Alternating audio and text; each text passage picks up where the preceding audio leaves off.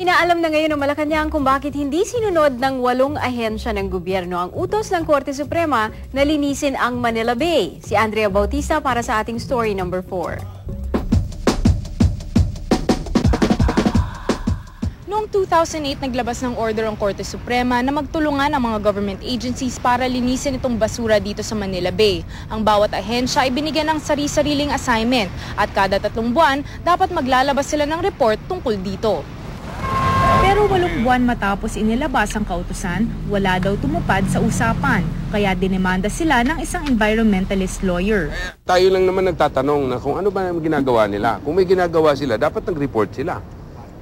Ang mga hindi daw sumunod sa utos ng Supreme Court ay sina DILG Secretary Ronaldo Puno, Health Secretary Francisco Duque, Agriculture Secretary Arthur Yap, Public Works Secretary Hermogenes Ebdane, Budget and Management Secretary Ronaldo Andaya, Education Secretary Jesly Lapos, Metropolitan Waterworks and Sewerage Systems MWSS Head Jojo Aliado, at ang Coast Guard.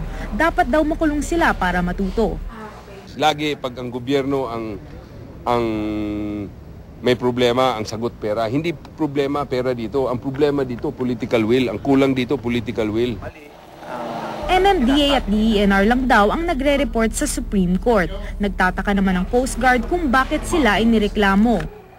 Nagre-report naman daw sila kay Secretary Atienza ng DENR. Saan po kayo dapat magsubmit ng report? Sa tingin namin sa DNR, tapos sila yung magko-consolidate and to submit it to the Supreme Court. Bawat ahensya may naka-assign na trabaho sa Manila Bay Cleanup. Pinagpapaliwanag na ng Malacanang ang mga apektadong cabinet member kung bakit hindi sila sumunod sa utos ng Supreme Court. Andrea Bautista, The Evening News.